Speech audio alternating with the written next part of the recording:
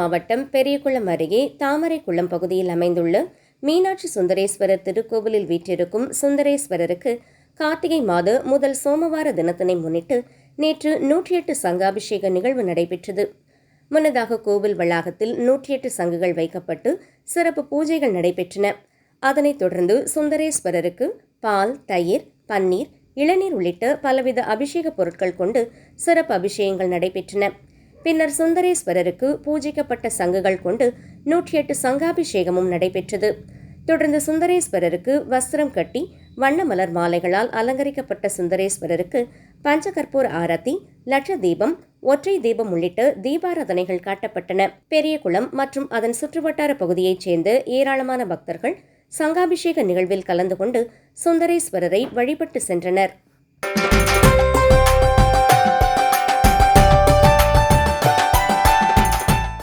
கார்த்திகை மாதம் சோமவார பிரதோஷத்தை முன்னிட்டு தஞ்சை பெருவுடையார் கோவில் மகாநந்தியம் பெருமானுக்கு பல வகையான அபிஷேக பொருட்களை கொண்டு சிறப்பு அபிஷேகம் நடைபெற்றது.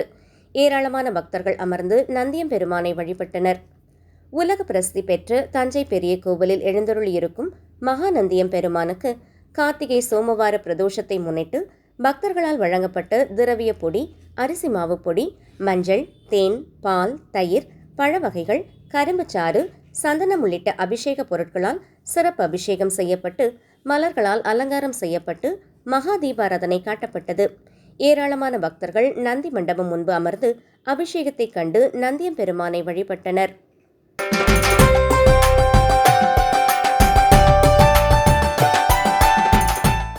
தேனி மாவட்டம் பெரியகுளம் பகுதியில் அமைந்துள்ளது ஸ்ரீ பாலசாஸ்தா திருக்கோவில். இந்த திருக்கோவிலில் நேற்று கார்த்திகை மாதத்தை முன்னிட்டு ஐயப்பனுக்கு சிறப்பு அபிஷேகம் நடைபெற்றது. கோவிலில் எழுந்தருளி அருள் பாலிக்கும் ஸ்ரீ பாலசாஸ்தாவிற்கு நேற்று பால், தயிர், பன்னீர், பஞ்சாமிர்தம் உள்ளிட்ட 11 வகையான அபிஷேக பொருட்கள் கொண்டு சிறப்பு அபிஷேகம் நடைபெற்றது.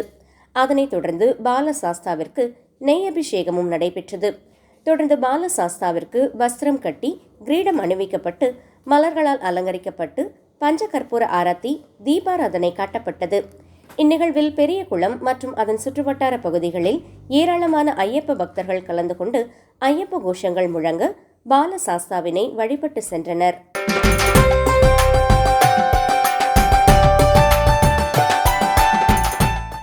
திருச்சானூர் பத்மாவதி தாயார் கோவில் கார்த்திகை பிரம்மோற்சவம் நேற்று காலை கொடியேற்றத்துடன் துவங்கியது. இதனைத் தொடர்ந்து நேற்றிரவு 7 மணிக்கு துவங்கி பிரம்மோற்சவத்தின் முதல் வாகன புறப்பாடாக பத்மாவதி தாயார் சின்னசேஷ வாகனத்தில் எழுந்தருளி திருவீதி உலா கண்டு பக்தர்களுக்கு அருள் பாலித்தார். சின்னசேஷ வாகன புறப்பாட்டை முன்னிட்டு கோவிலில் இருந்து புறப்பட்ட உற்சவர் தாயார் வாகன மண்டபத்தை அடைந்து தங்க சின்னசேஷ வாகனத்தில் எழுந்தருளினார். தொடர்ந்து ஜீயர் கோஷினர், திவ்ய பிரபந்த கானம், வேத பண்டிதர்களின் நான்மறை வேத கோஷம், பக்தர்களின் பக்தி முழக்கம், கலை நிகழ்ச்சிகள், மங்கள வாத்தியம் ஆகியவற்றுக்கிடையே தாயாரின் சின்னசேஷ வாகன புறப்பாடு திருமாட வீதிகளில் கோலாகலமாக நடைபெற்றது. அப்போது திருமாட வீதிகளில் காத்திருந்த பல்லாயிரக்கணக்கான பக்தர்கள் கற்பூர ஆரத்தி சமர்ப்பித்து தாயாரை வழிபட்டனர்.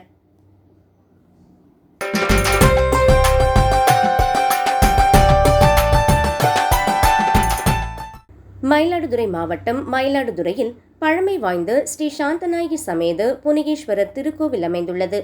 வேத காலத்தில் தட்சன் யாகத்தில் கலந்து கொண்ட சாபம் நீங்க இந்திரன் புனகு பூனை வடிவம் எடுத்து இங்குள்ள சிவன் மற்றும் சாந்தநாயகி அம்மனை வழிபாடு செய்ததாக புராண வரலாறு கூறுகிறது. மேலும் அடர்ந்த வனமாக இருந்த பகுதியில் புனகு பூனை உயர்ந்த வாசனை திரவியமான புனகினை சார்த்தி சிவலிங்கத்திற்கு வழிபாடு நடைபெற்றது என்றும், தஞ்சையை ஆண்ட சோழ மன்னன் இதனை அறிந்து காட்டை சீர்திருத்தி கோவிலை அமைத்தான் என்றும் வரலாறு தெரிவிக்கின்றது. இத்தகைய பழமையும் பல்வேறு பெருமைகளையும் வாய்ந்த இக்கோவிலில் கார்த்திகை மாத சோமவாரத்தையொட்டி 1008 சங்காபிஷேகம் நடைபெற்றது. முன்னதாக புனித நீர் நிரப்பப்பட்ட சங்குகள் வைக்கப்பட்டு பின்னர் யாகம் வளர்க்கப்பட்டு பூர்ணாகதி நடைபெற்று தீபாராதனை செய்து தொடர்ந்து சங்குகளில் நிரப்பப்பட்ட புனித நீரால் மூலவர் புனிகேஸ்வரர் சுவாமிக்கு சிறப்பு அபிஷேகம் செய்யப்பட்டது. பின் சிறப்பு அலங்காரம் மற்றும் மகா தீபாராதனை நடைபெற்றது. இதில் திரளான பக்தர்கள் பங்கேற்று சுவாமி தரிசனம் செய்தனர்.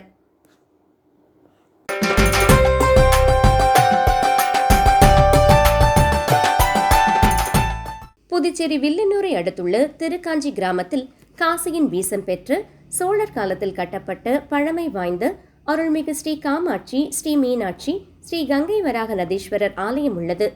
சங்கராபரணி ஆற்று பகுதியில் உள்ள கங்கை வராக நதீஸ்வரரை அகத்திய முனிவர் வழிபட்டதாக ஏடுகள் கூறுகின்றன. இங்குள்ள சிவலிங்கத்திற்கும் கார்த்திகை மாத சோமவார பிரதோஷ வழிபாடு நடைபெற்றது. இதில் கங்கை வராக நதீஸ்வரருக்கு பால், தயிர், சந்தனம், விபூதி உள்ளிட்ட அபிஷேகங்கள் நடத்தப்பட்டு சிறப்பு தீபாராதனை நடைபெற்றது. இதில் ஏராளமான பக்தர்கள் வழிபட்டனர். பின்னர் கோவில் குருக்கள் சரவணன் கூறுகையில், கார்த்திகை மாத சோமவார பிரதோஷம் விசேஷமானது. கார்த்திகை மாத திங்கட்கிழமைகளில் சங்காபிஷேகம் சிவன் கோவில்களில் நடக்கும். 108 சங்கினால் பூஜை, யாகம், அபிஷேகம் நடக்கும். மகாலட்சுமி அருள், மன சந்தோஷம் கிடைக்கும். மன சஞ்சலம் இருப்போர் குழப்பம் தீரும். கடன் தொல்லை தீரும். அபிஷேக பொருட்கள் வாங்கி தந்தால் பலன் கிடைக்கும். சோமவார பிரதோஷம் சிவனுக்கு மிகவும் உகந்ததென்றார். காசிக்கு வீசம் மிகுந்த திருக்காஞ்சி க்ஷேத்திரத்திலே அருள்பாலிக்கின்ற கங்கை வராக நதீஸ்வர பெருமானுக்கு இன்று கார்த்திகை சோமவார பிரதோஷம் மிக சிறப்பாக நடைபெற்றது. கார்த்திகை மாதம் என்றாலே சிவபெருமானுடைய அருளை பெறக்கூடிய அற்புதமான மாதம். இந்த கார்த்திகை மாதத்திலே வரக்கூடிய அனைத்து திங்கட்கிழமைகளிலும் சிவாலயத்திலே நடைபெறக்கூடிய சங்காபிஷேகத்தை பார்ப்பது மிகவும் அரிய பலனை அள்ளித்தரக்கூடியது. ஒவ்வொரு திங்கட்கிழமை அன்றும் நமது ஆலயத்திலே 108 சங்கினாலே பூஜைகள் செய்து, யாகம் செய்து 108 சங்கினாலே அபிஷேகம் செய்கிறார்கள்.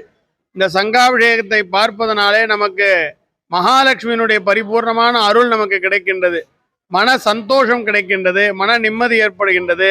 மன சஞ்சலமாக இருப்பவர்கள் இந்த கார்த்திகை சோமவாரத்தில் இறைவனை தரிசனம் செய்தால் மனக்குழப்பங்கள் தீரும்.